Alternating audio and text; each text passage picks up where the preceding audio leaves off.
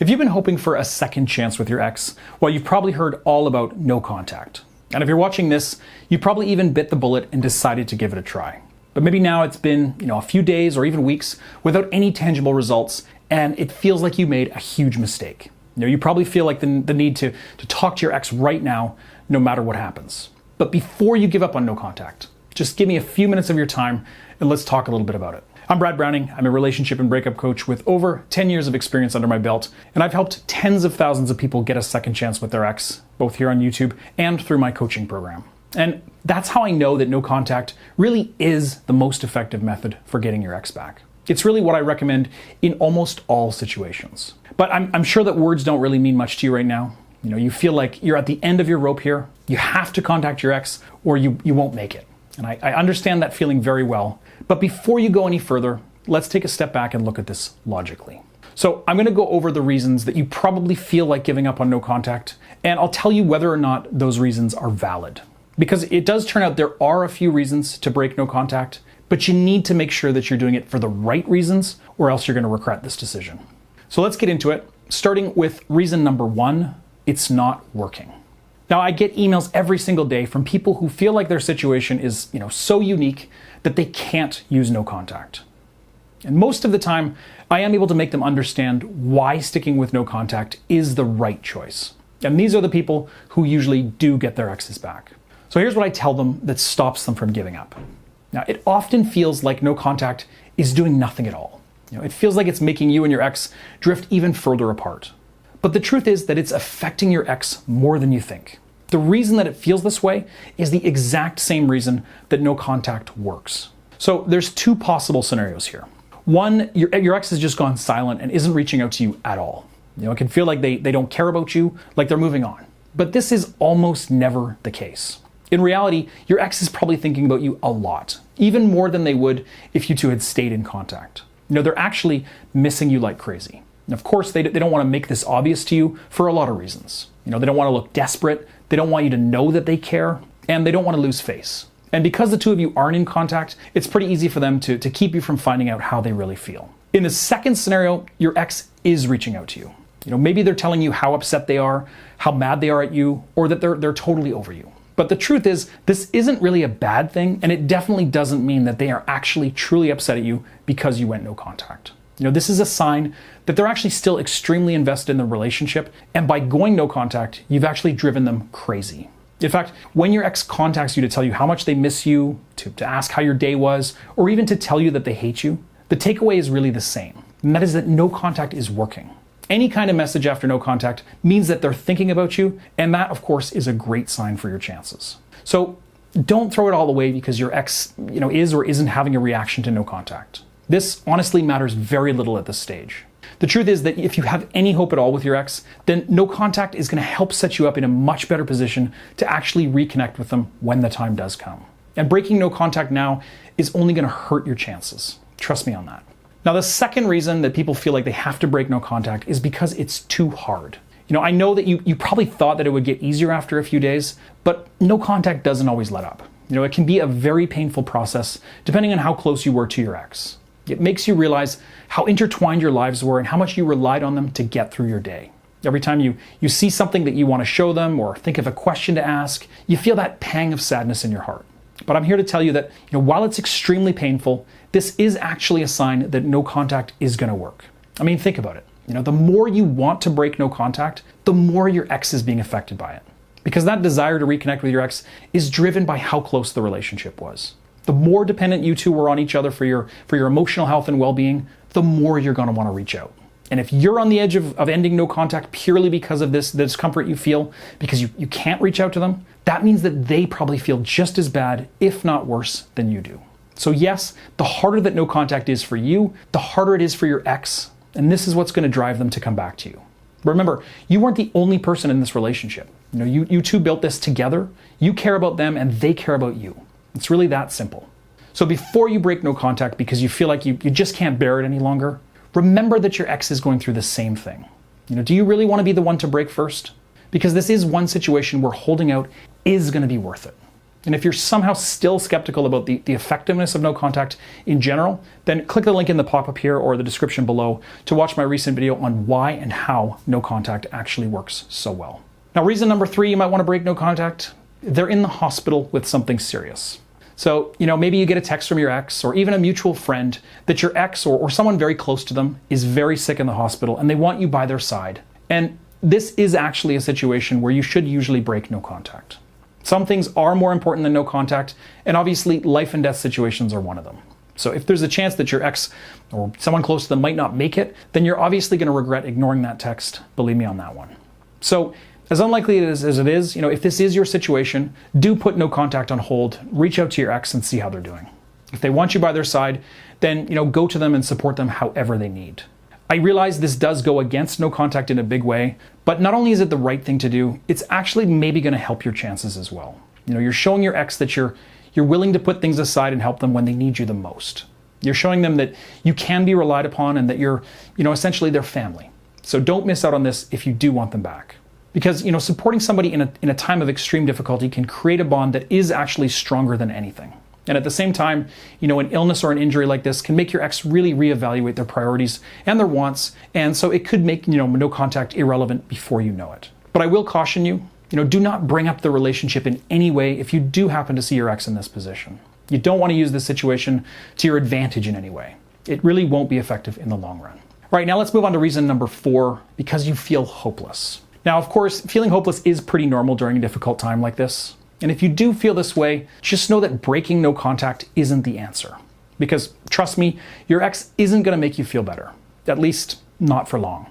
So let's say that you and your ex still had a good relationship after the breakup. You feel like you could even still be friends.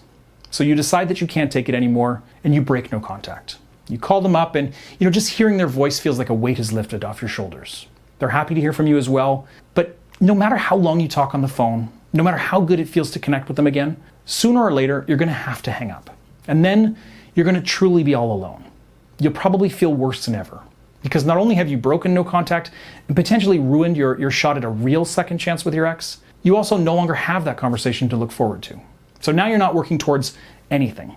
You're back to hoping and praying that maybe if you just keep bugging them, eventually they'll realize that you're the right person for them after all. And honestly, I think we both know that is not an effective strategy. And despite, how good it felt to talk to your ex, actually because of how good it felt, you're going to feel more alone than ever. And really, that's just one possible scenario. There's a good chance that your ex doesn't even answer the phone. They might be upset to hear from you and they might totally blow you off. And that might be even better for you because it won't get your hopes up all over again. So hopefully you can see why sticking to no contact is so important right now. It's about a lot more than just not talking to your ex. It's about hope, it's about your mental health, and of course, it is about getting your ex back. So instead of giving up, you need to change your tactics. Because if you do feel this way, you feel hopeless, then you're probably not doing no contact the right way. You need to make a change and find hope somewhere else. So that's why I recommend that you actually make changes in your life during no contact. It not only helps the time pass, it helps to change your mindset and give you things to look forward to in your life. So, for example, if you're staying at home all day and waiting for that 30-day mark, no wonder you feel hopeless right now. If instead you said, to hell with my ex, I'm going to take action. And you went out and, signed up for a half marathon, think of how different things would be. Now you've got a hobby to take your mind off your ex. You have something to work towards that will feel amazing when you actually reach it, and you have a reason to keep going. Now, obviously, you don't have to do a half marathon to regain hope, but you do need to do something if you wanted things to change for you, because whatever you're doing right now isn't working. So don't spend another day on the couch thinking about your ex. Make a plan right now and actually begin working towards that goal. And now on to reason number 5. It's their birthday or another kind of important day. Now, I get this question daily, and to be perfectly honest, the answer is that you don't need to break no contact to wish your ex a happy birthday or congratulate them on graduating or whatever it is. Frankly, it's just not going to make a big impact either way. If this special occasion is something minor, like your ex, setting a personal best at a rowing regatta or their sister's birthday, in that case, then you definitely don't need to reach out at all. It simply isn't worth the chance that your ex is going to try to use the message to draw you into a longer conversation, which will often damage the effectiveness of no contact. But if it is something that will be important to your ex, If they're the type of person that makes birthdays a big deal, or they're finally graduating from law school after years of hard work, then you can usually safely send a quick text to wish them a happy birthday or quick congratulations. But it's critical that you not make this message into a big deal or try to use it as a bigger conversation starter. Just send a quick one-line text that makes it clear to your ex that a reply isn't necessary. And to be blunt, I think the real question in this kind of situation is, will your ex notice and or be offended if you don't reach out to acknowledge their special day? If so, if you're confident that not sending them a message will make them upset or offended, then you probably do want to take the chance and shoot them a quick text like I mentioned. On the other hand, if the occasion isn't a big deal, if they're the type of person that won't care less, who wishes them a happy birthday, then you're usually safer just to stay quiet and stick to no contact. Don't overthink it, and be sure to keep your message brief, friendly, and not requiring a reply from your ex. Reason number 6 why you might want to break no contact is you're over them. So if getting some distance from the relationship has actually shown you that you really don't want to be with this person anymore, then you're going to be tempted to break no contact, since really it no longer matters. But I'd still advise against this. First of all, it's a very volatile time for you emotionally. Today you feel like you're totally over them. Tomorrow you might hate them. The next day you might feel like you can't live without them again. It's a normal part of mourning a breakup. All the negatives and positives of this person are swirling around in your head with nowhere to go. So I would advise you to wait on this for the full term of no contact. And the fact that you still feel the need to reach out to them suggests that you might not be as over them as you think you are at this moment. Of course, you might be right. Maybe you really are determined not to get back together with this person in a million years. But in that case, no contact is still a great way to cement these feelings for yourself and actually move on. Yes, no contact can help you get over your ex if that's what you want. You might think you want closure from your ex, but really separation and healing is going to be a lot more effective. And of course, once it has been 30 days or so, then there's no harm in reaching out to your ex again if, just to talk, if that's what you really want to do. Just don't be surprised if it doesn't give you what you're hoping for. And reason number 7 is because they're upset or angry that you're not talking to them. So this one is also very common. Sometimes your ex, they might start to become irritated that they're not hearing from you or that you're not responding to their messages. And again, as I mentioned earlier, this is actually generally a good sign because it indicates that your ex is still heavily emotionally invested in you. They're thinking about you regularly and they're struggling to adjust with life without you around. These are, of course, the kinds of feelings that you want your ex to experience during no contact because it's these exact feelings that will push them to cave in and give your relationship another chance. However, if your ex does seem to be getting outright angry at your silence, if they're calling you out for never replying or repeatedly asking why you've been so quiet, at that point you usually do want to respond with a quick message to let them know that you're not doing it, intentionally to hurt them or that you don't harbor any kind of lingering anger for the decision to break up. So just say something like, "Hey, sorry for not replying sooner. I've just been super busy lately. I'm just trying to get back on my feet and move on. Nothing personal. Hope you're doing well too." And again, this is only for situations where you really feel like failing to address your ex's growing concern is going to lead to more blowback and really cause your ex to feel disrespected or think that you hate them.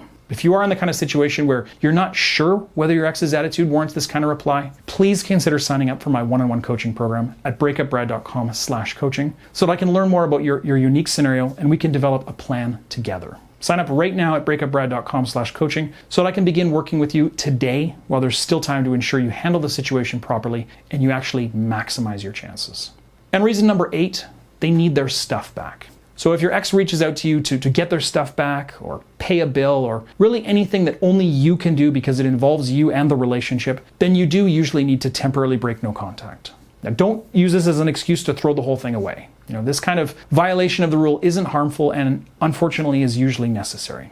If you can, use this opportunity to get every little bit of business figured out. So swap your possessions, pay your shared bills, get your name off the lease, whatever you need to do. Because you don't want another disruption like this to pop up, next week and the week after, because eventually it is going to start impacting the effectiveness of no contact. Now, obviously this doesn't mean, driving your ex to the airport or helping them move. And it also doesn't mean, spending the whole day with them or really having any conversation outside of when and where to meet up. So don't get sucked into drama, don't ask them about how they're doing, and do not sleep with them no matter how much you may want to. Just be polite and courteous towards your ex, but remain distant. Get the job done, and then return to no contact as quickly as you can.